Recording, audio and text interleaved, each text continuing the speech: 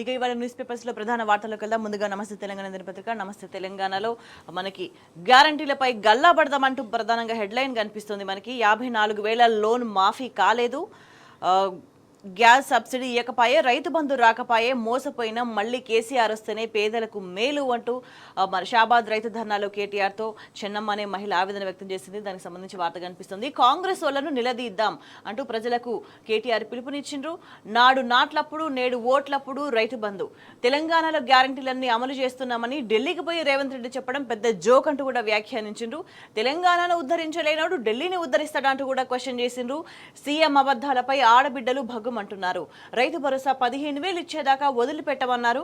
ఆ నియోజకవర్గాల్లో త్వరలోనే ఉప ఎన్నికలు అంటూ రైతు ధర్నాలో BRS working president KTR comments మనం చూస్తున్నాం.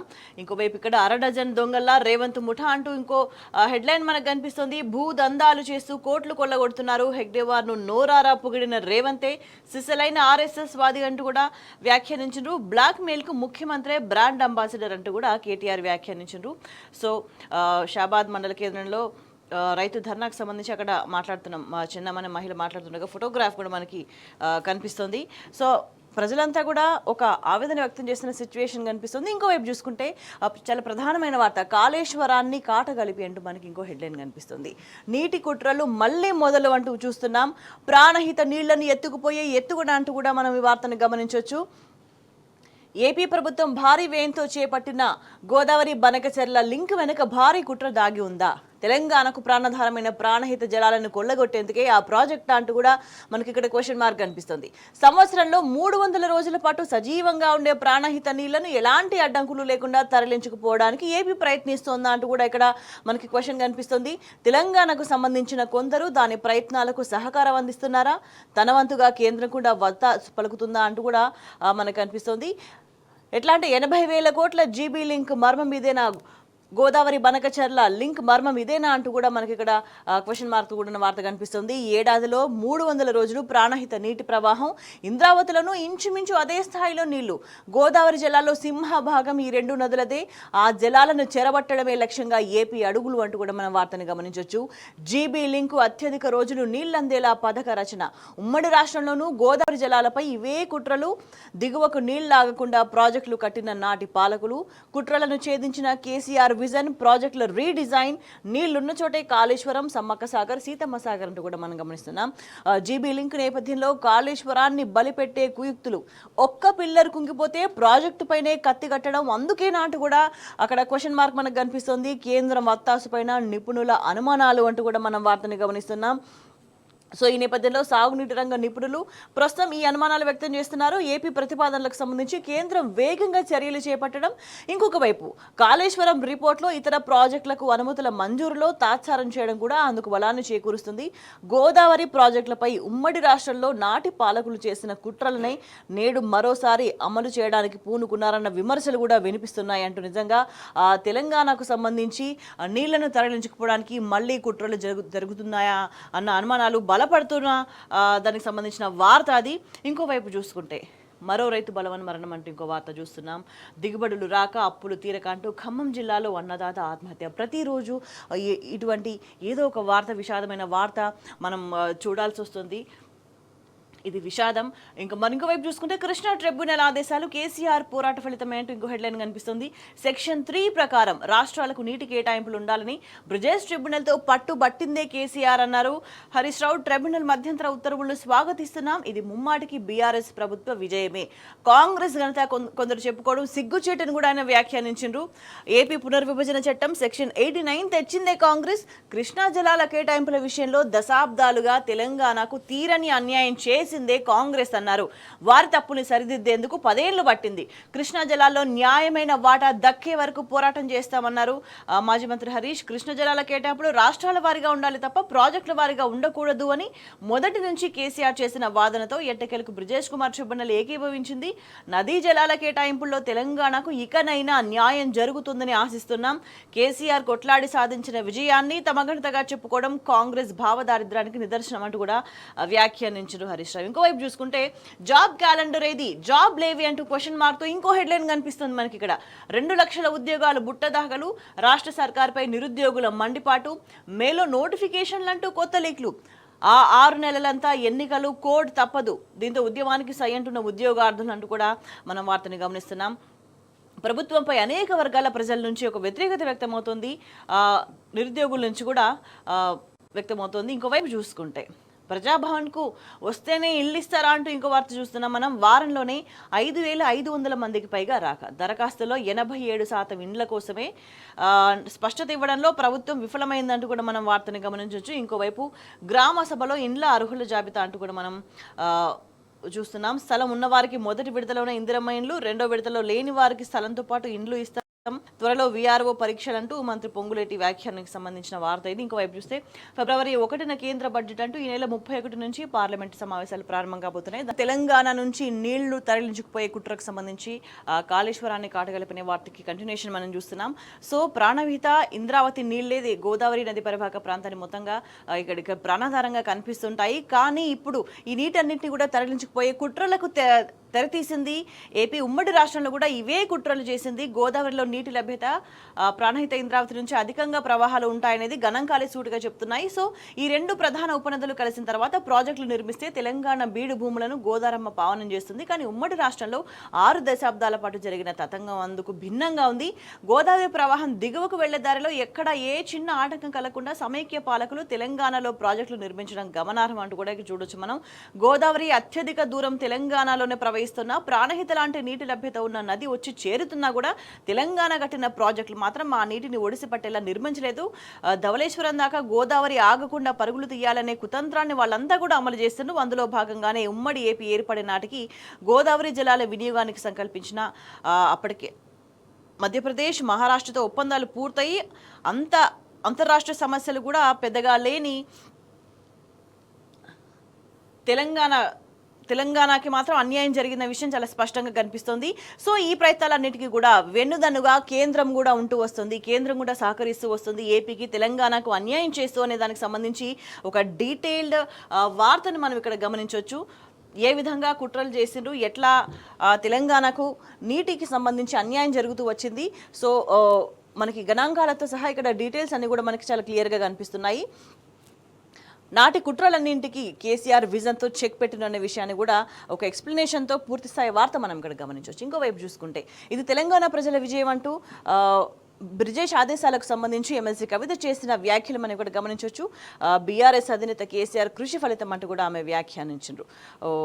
ఇంకా మరోవైపు కవితకు తమిళనాడు సీఎం లేఖ అంటూ మనం చూస్తున్నాం. తమిళనాడు సీఎం స్టాలిన్ సంక్రాంతి శుభాకాంక్షలు తెలిపినారు. ఆయన కవితకు ప్రత్యేక లేఖ రాసిండ్రు. ఆమె కూడా తమిళనాడు సీఎంకు కృతజ్ఞతాపూర్వకంగా లేఖను రాసిండ్రు. దానికి సంబంధించి వార్త ఇది. ఇంకోవైపు చూసుకుంటే సాగునీటి కోసం రైతుల ఆందోళన అంటూ మనకి ఇంకో వార్త కనిపిస్తుంది. చెరువులు నింపాలని డిమాండ్. యాదాద్రి జిల్లా రాజాపేటలో ధర్నా. ఎక్కడ చూసినా కూడా రాష్ట్రంలో ఏదో చోట ప్రతిరోజు ధర్నాలు కొనసాగుతూనే ఉన్నాయి. మరోవైపు చూసుకుంటే బొగ్గుగని కార్మికుల పెన్షన్ పెంచండి అంటూ Singareni retired employees welfare association కోరిన వార్త కనిపిస్తుంది. ఇక ఇంకోవైపు చూసుకుంటే బ్రిజేష్ ఆదేశాలు కేసీఆర్ పోరాట ఫలితమే అంటూ హరీష్ రావు వ్యాఖ్యానించారు. అయితే కృష్ణా జలాల కేటాయింపు విషయంలో తెలంగాణకు అన్యాయం చేసిందే కాంగ్రెస్, న్యాయమైన వాటా దక్కేదాకా పోరాటం చేస్తామంటూ హరీష్ రావు స్పష్టం చేసిండ్రు. 2015లోనే సుప్రీంకోర్టుకు కేసీఆర్ సర్కార్ పోయింది. కృష్ణా జలాల్లో తెలంగాణకు న్యాయమైన వాటా కోసం అంటూ కూడా ఆయన ఒక స్పష్టత ఇచ్చిన వార్త మనకి ఇక్కడ కనిపిస్తుంది. ఇక మిగతా అప్డేట్స్ ఒకసారి మనం గమనించినట్లయితే RRR బాధితుల ధర్నా అంటూ మనకి ఇంకో వార్త కనిపిస్తుంది. గజ్వేల్లో అలైన్మెంట్ మార్చాలని డిమాండ్ చేస్తూ ఆర్డీఓ ఆఫీస్ ఎదుట ధర్నా చేపడుతున్నారు RRR బాధితులు. లేదంటే 3 రెట్ల పరిహారం ఇవ్వాలంటూ కూడా వాళ్ళు నిరసన వ్యక్తం చేసిన వార్త మనకి ఇక్కడ చాలా క్లియర్గా కనిపిస్తుంది. ఇంకోవైపు చూస్తే అప్పుల బాధతో దంపతుల ఆత్మహత్య అంటూ మనం ఇక్కడ ఇంకొక వార్తను చూస్తున్నాం. నిర్మల్ జిల్లాకు సంబంధించి వార్త ఇది. అప్పుల బాధకి దంపతులు ఆత్మహత్య చేసుకున్నారు. ఇంకోవైపు హామీల అమలు చేత కాకపోతే దిగిపోంటూ ఇంకో హెడ్లైన్ చూస్తున్నాం మనం. నాగర్ కర్నూలుకు సంబంధించిన వార్త ఇది. నాగర్ కర్నూలు జిల్లా కల్వకుర్తిలో ర్యాలీ నిర్వహిస్తున్నారు రైతులంతా కూడా. సీఎం రేవంత్ రెడ్డికి రైతుల అల్టిమేటం అంటూ కూడా మనం ఇక్కడ వార్తను గమనించవచ్చు. లేదంటే తిరుగుబాటు తప్పదు అంటూ హెచ్చరిక. కల్వకుర్తిలో రైతులు నిరసన ర్యాలీ అంటూ కూడా మనం వార్త చూస్తున్నాం. ఇంకోవైపు రుణమాఫీ కోసం కలెక్టరేట్ ఎదుట ధర్నా. నెలాఖరులోగా స్పందించకపోతే ఆందోళనలు ఉధృతం చేస్తామంటూ రైతుల హెచ్చరిక.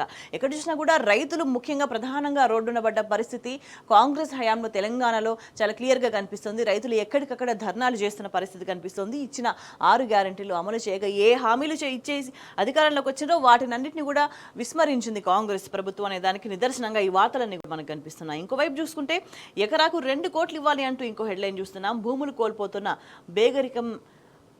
బేగరికంచే రైతుల డిమాండ్ అంటూ కూడా మనం వార్తని గమనించవచ్చు. ఇంకోవైపు చూసుకుంటే మరో రైతు ఆత్మహత్యకు సంబంధించిన విషాద వార్త. దిగుబడులు రాక అప్పుల భారంతో ఖమ్మం జిల్లాలో అన్నదాత మృతి అంటూ వార్త చూస్తున్నాం.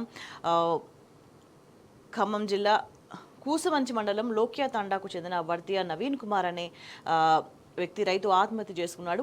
కేవలం 33 సంవత్సరాలే. మనం నిన్న కూడా ఒక యువ రైతు ఆత్మహత్య చేసుకున్నాడు. అతని వయసు 23 సంవత్సరాలు. నిజంగా యుక్త వయసులో ఉన్న రైతులంతా కూడా ఎక్కువ శాతం ఆత్మహత్యలకు పాల్పడుతున్నారంటే ఎంత నిరాశలో కూరుకుపోయేలా ప్రభుత్వం వైఫల్యం కనిపిస్తుందో మనం చాలా స్పష్టంగా అర్థం చేసుకోవచ్చు. ఇంకోవైపు చూసుకుంటే గ్యారంటీలపై గల్లా పడదామంటూ నిన్న షాబాద్లో రైతు ధర్నా సందర్భంగా చేసిన వ్యాఖ్యలు మనం చూడొచ్చు. కేటీఆర్ చేసిన వ్యాఖ్యలు. ఆలీబాబా అరడజన్ దొంగల రేవంత్ ముఠా అంటూ కూడా మనం చూస్తున్నాం వార్త. భూదందాలు చేస్తూ కోట్లు కొల్లగొడుతున్నారు. హెగ్డేవార్ను పోడిన రేవంతే సిసలైన ఆర్ఎస్ వాది.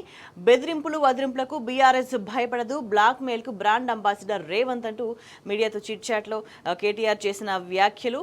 హైదరాబాద్ ఖ్యాతిని పెంచేందుకే ఫార్ములా రేస్ అంటూ కూడా ఆయన ఒక స్పష్టత ఇచ్చిన వార్త కనిపిస్తుంది. సో అయితే రైతు ధర్నాకు సంబంధించి రుణమాఫీ పై నిరూపిస్తే రాజకీయ సన్యాసం అంటూ కీలకమైన వ్యాఖ్యలు చేసిండ్రు.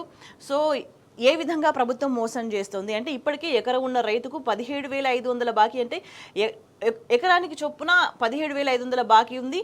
సో ఎన్ని ఎకరాలు ఉంటే అంత స్థాయిలో ప్రభుత్వం బాకీ ఉందంటూ కూడా ప్రభుత్వం చేస్తున్న మోసానికి సంబంధించి ఒక స్పష్టత ఇచ్చిన పరిస్థితి చాలా క్లియర్గా కనిపిస్తుంది. ఇంకోవైపు చూసుకుంటే రైతులందరికీ రుణమాఫీ చేసినామని సీఎంతో పాటు మంత్రులు కూడా అబద్ధాలు చెప్తున్నారు. సీఎం రేవంత్ రెడ్డి సొంత ఊరు కొండారెడ్డిపల్లెతో పాటు రాష్ట్రంలోని ఏ ఊరిలో అయినా రైతులందరికీ రుణమాఫీ అయినట్టు నిరూపిస్తే నేను రాజకీయ సన్యాసం తీసుకుంటా. బీఆర్ఎస్ ఎమ్మెల్యేలందరితో రాజీనామా చేయిస్తా. కాంగ్రెస్ నేతలు నా సవాల్ను స్వీకరించాలి, లేదంటే రైతులకు బహిరంగ క్షమాపణలు చెప్పాలి అంటూ కూడా సవాల్ చేసిండ్రు కేటీఆర్. ఈ నేపథ్యంలో రాష్ట్రంలోనే రాజ్యాంగ విరుద్ధంగా పార్టీ ఫిరాయించిన ఎమ్మెల్యేల నియోజకవర్గాల్లో త్వరలోనే ఉప ఎన్నికలు రానున్నాయని కూడా కేటీఆర్ మాట్లాడిన అంశం మనకి ఇక్కడ కనిపిస్తోంది. ఇంకోవైపు రైతుకు బేడీలు వేసిన వాళ్ళకి ఓటుతో బుద్ధి చెప్పాలి అంటూ కూడా ఆయన పిలుపునిచ్చిన సందర్భంగా కనిపిస్తోంది. సో దీనికి సంబంధించి చూస్తున్నాం. అయితే అక్కడ అనేక మంది ప్రజలు తమ అసంతృప్తిని వెళ్ళగక్కుతా ఉన్నారు. అధికారంలోకి రాగానే 2 లక్షల రుణమాఫీ, ఎకరాకు 15,000 రైతు భరోసా ఇస్తానని చెప్పిన రేవంత్ రెడ్డి ఇప్పుడు నిస్సిగ్గుగా మాట మారుస్తున్నాడు. నిత్యం అబద్ధాలు చెప్తూ ప్రజలను ఏమారుస్తున్నారు. రాష్ట్రంలో ఎవరి మీదైనా చీటింగ్ కేసు పెట్టాలి అంటే మొదట రేవంత్ రెడ్డి, రాహుల్ గాంధీపైనే నమోదు చేయాలి అంటూ కూడా కీలకమైన వ్యాఖ్యలు చేసిండ్రు నిన్న కేటీఆర్. ఇక మరోవైపు కాబోయే ఎమ్మెల్యే కార్తిక్ రెడ్డి అంటూ ఒక వ్యాఖ్యానించిండ్రు. అయితే ఆ సభలో బస్సు లేక తిప్పలు పడుతున్నామంటూ ఒక జక్కని రుక్కమ్మ అనే మహిళ, లింగారెడ్డిగూడకు చెందిన మహిళ మాట్లాడిన మాటలు చూస్తున్నాం. తన పేరు చెప్తూ మాది లింగారెడ్డిగూడ షాబాద్ మండలం, మా ఊరికి బస్సు లేక తిప్పలు పడుతున్నాం. మాలాంటి ముసలోళ్ళు నడుచుకుంటూ పోవాలంటే చాలా ఇబ్బంది అవుతుంది. బస్సు వేయించండి అని ఎంతమందికి చెప్పినా పట్టించుకుంటలేరు. కేసీఆర్ ఉన్నప్పుడే మాకు మంచిగా ఉండే, మళ్ళీ ఆసారే రావాలి, ఆయనకి ఓటిస్తా అంటూ చెప్పిన వ్యాఖ్యలు. అయితే ఈ సందర్భంగా రేవంత్ మీ ఢిల్లీ నేతలతో అశోక్ నగర్కు రా అంటూ కూడా ఒక కమెంట్ పాస్ చేసిన సందర్భం మనకు కనిపిస్తోంది. ఎందుకంటే నిరుద్యోగులను ఏ స్థాయిలో మోసం చేసిందో వాళ్ళంతా కూడా బయటకు వచ్చి మాట్లాడుతున్న సందర్భం. అనేక రాష్ట్రాల్లో ఎన్నికలు జరిగినప్పుడు కూడా ఆ నిరుద్యోగులంతా కూడా వాళ్ళంతా బయటకు వచ్చి తెలంగాణలో మేము మోసపోయినాం కాంగ్రెస్తో, మీరు మళ్ళీ మోసపోకండి అని ఇతర రాష్ట్రాల్లో ప్రచారం చేసిన స్థాయిలో వాళ్ళంతా మోసపోయిన పరిస్థితి కనిపిస్తుంది. ఇంకోవైపు చూసుకుంటే మహిళా రైతులతో కేటీఆర్ మాట మంతి అంటూ మనం చూస్తున్నాం. రైతు ధర్నాకు హాజరైన కేటీఆర్ అక్కడ మహిళా రైతు చెన్నమ్మతో మాట్లాడిండ్రు. ఆమె యోగక్షేమాలు తెలుసుకున్నారు. సో తర్వాత సర్కార్ అమలు చేసిన పథకాలకు సంబంధించి అడిగిండ్రు. సో చెన్నమ్మ నీకు రుణమాఫీ అయిందంటే నాకు బ్యాంకులో ఉన్న 54,000 లోన్ మాఫీ కాలేదు, ఎన్నిసార్లు బ్యాంకుల చుట్టూ తిరిగినా పట్టించుకుంటలేరు అని ఆమె సమాధానం ఇచ్చింది.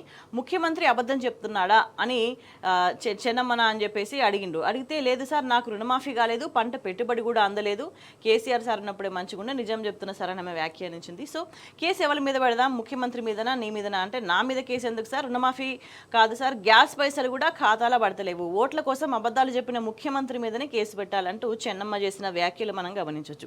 ఇంకోవైపు చూసుకుంటే 6 గ్యారెంటీలు ఎక్కడ అంటూ గిరిజన మహిళలు కూడా ప్రభుత్వాన్ని ప్రశ్నించిన సందర్భంగా అనిపిస్తుంది. మెదక్ జిల్లా నార్సింగి మండలం నర్సంపల్లి గిరిజన తాండాలో దుబ్బాక ఎమ్మెల్యే కొత్త ప్రభాకర్ రెడ్డి ఎదుట కాంగ్రెస్ ప్రభుత్వ తీరును ఎండగడుతున్నారు మహిళలు. దానికి సంబంధించిన వార్త ఇది.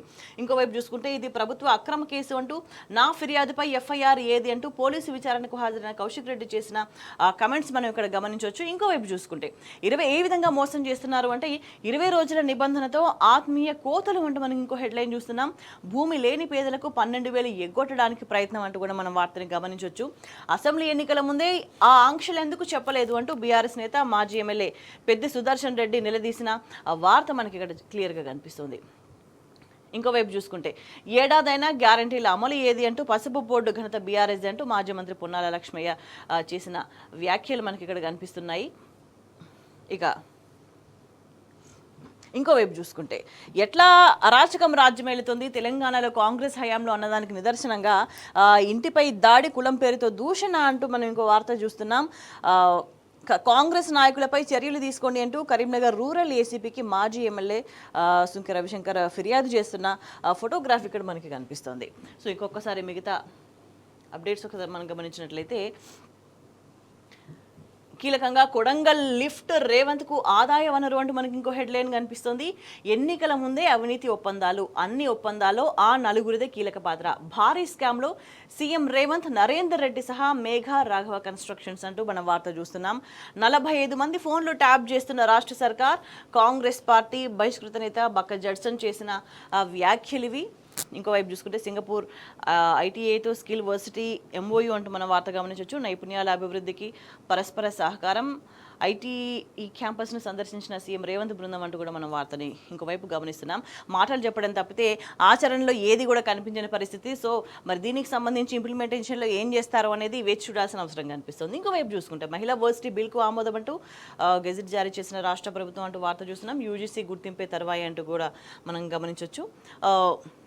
ఇంకోవైపు చూసుకుంటే ఏజెన్సీ ఏరియాలో కార్పొరేషన్ ఏంటి అంటూ క్వశ్చన్ మార్క్తో ఇంకో హెడ్లైన్ కనిపిస్తుంది. సర్కార్ నిర్ణయం అసంబద్ధం అంటూ గిరిజన సంఘాల ధ్వజం అంటూ కూడా మనం వార్తని గమనించవచ్చు. ఇంకోవైపు చూసుకుంటే అంగన్వాడీలో అసంతృప్త జ్వాలలు అంటూ మనం ఇంకో వార్త చూస్తున్నాం. ప్రీ ప్రైమరీ టీచర్స్గా గుర్తించాలని డిమాండ్. ఎన్నికల సమయంలో మాట తప్పిన కాంగ్రెస్పై కేంద్రాల సిబ్బంది గుర్రు అంటూ చూస్తున్నాం. డిమాండ్ల పరిష్కారానికి ఎంపీలకు లేఖలు రాసేందుకు సన్నద్ధం అంటూ కూడా మనం వార్తని గమనించవచ్చు. సో ప్రజాభవన్కి వస్తేనే ఇల్లు ఇస్తారా అంటూ ఇంటి కోసం ఆశతో చూస్తున్న లబ్ధిదారులంతా కూడా వాళ్ళు ఎదురు చూస్తున్న పరిస్థితి కనిపిస్తోంది. ఇంకోవైపు అర్హులందరికీ ఇందిరమ్మ ఇండ్లు అంటూ ఒకవైపు పొంగులేటి స్టేట్మెంట్స్ ఇస్తూ ఉంటారు, కానీ ప్రాక్టికల్గా చూసుకుంటే ఎటువంటి ఇబ్బందులు తలెత్తుతున్నాయనే దానికి సంబంధించి ప్రభుత్వ అనుకూల మీడియాకు సంబంధించే వార్తలు వస్తున్న పరిస్థితి కనిపిస్తుంది. ఎందుకంటే ప్రభుత్వానుకూల మీడియాలోనే రేషన్ కార్డులకు సంబంధించి అనేక క్వశ్చన్ మార్క్స్ వస్తున్నాయి, అనేక ప్రశ్నలు తలెత్తుతున్నాయి, ఒక గందరగోళం నెలకొంది. అర్హులకు కూడా అర్హులందరికీ కూడా వాళ్ళకు కూడా రేషన్ కార్డు ఆల్రెడీ ఉన్న వాళ్ళ పేర్లు తొలగించడంతో అనేక చోట్ల ప్రజలు ఆందోళన చేస్తున్న సందర్భం కనిపిస్తుంది. సో ప్రభుత్వం ఏం చేస్తున్నా కూడా ఒక క్లారిటీ లేకుండా ఒక కన్ఫ్యూజన్లో వెళ్తున్న సిచ్యువేషన్ అనేది చాలా క్లియర్గా కనిపిస్తుంది. అంటే కొన్నిసార్లు దాచిపెడదామన్న దాగని పరిస్థితిలో అనేక రకాల సమస్యలు అనేవి ఉంటున్న సిచ్యువేషన్ అనేది తెలంగాణ రాష్ట్రంలో చాలా క్లియర్గా కనిపిస్తుంది. ప్రజలంతా కూడా ఇబ్బందులు పడుతున్నారు. ఎస్ మిగతా అప్డేట్స్ ఒకసారి మనం చూస్తే ట్రంప్ మధ్యలో ఏముందో అంటూ ఇంకొక మనం హెడ్లైన్ చూస్తున్నాం. జనవరి 20న అమెరికా అధ్యక్షుడిగా బాధ్యతలు, మారనున్న విధానాలపై సర్వత్రా ఆసక్తి, ఆందోళన అంటూ కూడా మనం వార్తను గమనించవచ్చు. మొదటి రోజే సంచలన నిర్ణయాలకు సన్నద్ధం, ఆర్థిక వలస విధానాల్లో భారీ మార్పులకు అవకాశం అంటూ చూస్తున్నాం. రష్యా యుక్రెయిన్ యుద్ధంలోనూ కీలక పరిణామాలు అంటూ క్వశ్చన్ మార్క్ కనిపిస్తుంది. ట్రంప్ ఏం చేస్తారో అనే దానికి సంబంధించి ఒక ఆందోళన అయితే కనిపిస్తుంది ఇండియన్స్కి సంబంధించి చాలా క్లియర్గా. మరోవైపు చూసుకుంటే పట్టపగలు బ్యాంక్ చోరీ అంటూ మ్యాంగ్లూరుకి సంబంధించిన అప్డేట్ మనం చూస్తున్నాం. ఇంకోవైపు కర్ణాటకకు సంబంధించి అప్డేట్ చూస్తే ముడా స్కామ్లో 300 కోట్ల ఆస్తులు అటాచ్ అంటూ కూడా మనం వార్తను గమనించవచ్చు. కర్ణాటక సీఎం సిద్ధరామయ్య నిందితుడిగా ఉన్న కేసులో ఈడీ కీలక చర్యలు అంటూ కూడా మనం వార్తను చూస్తున్నాం. 140 స్థిరాస్తులు అటాచ్ స్కామ్లో సిద్ధరామయ్య భార్యకు వనిచిత లబ్ధి, 3.24 లక్షల భూమికి 56 కోట్ల పరిహారం అంటూ కూడా మనం వార్తను గమనించవచ్చు. అంటే కాంగ్రెస్ హయాంలో ఎటువంటి పరిపాలన జరుగుతుంది అనే దానికి నిదర్శనంగా కర్ణాటకను ఎగ్జాంపుల్గా కనిపిస్తున్న సిచ్యువేషన్ ఉంది. ఎందుకంటే ఆల్రెడీ ప్రజలంతా కూడా అనేక విధాలుగా ఇబ్బంది పడుతున్నారు. అక్కడ కూడా మొత్తం వ్యవస్థ అంతా కూడా అస్తవ్యస్తం అయిపోయిన సిచ్యువేషన్ చాలా క్లియర్గా కనిపిస్తోంది. ఇప్పటికే కాంగ్రెస్ పార్టీకి సంబంధించి నేతలంతా మొత్తం కూడా లోపల ముసలం కొనసాగుతున్న సిచ్యువేషన్ నెలకొంది. సో తెలంగాణలో కూడా ఎటువంటి పరిణామాలు జరగబోతాయి, కాంగ్రెస్ ఏ విధంగా పరిపాలన కొనసాగిస్తుంది అనే దానికి సంబంధించి ప్రజలంతా అన్ని వర్గాల ప్రజలు అనేక చోట్ల రాష్ట్ర వ్యాప్తంగా ఆందోళనలు చేస్తున్న సిచ్యువేషన్ అనేది చాలా క్లియర్గా మనకు కనిపిస్తుంది. ఈ నేపథ్యంలో మరి పరిపాలన మీద ప్రభుత్వం ఎప్పటికైనా దృష్టి పెడుతుందా లేదా అనేది మాత్రం ప్రశ్నార్థకంగా మారింది. మాటలు చెప్తూనే ఉన్నారు తప్ప చేతల్లో ఏమి కూడా చేయలేని సిచ్యువేషన్ చాలా స్పష్టంగా కనిపిస్తుంది. ప్రభుత్వ వైఫల్యాన్ని అనేది అన్ని చోట్ల కూడా ప్రజలు ఎండగడుతున్న పరిస్థితులు చాలా స్పష్టంగా కనిపిస్తున్నాయి.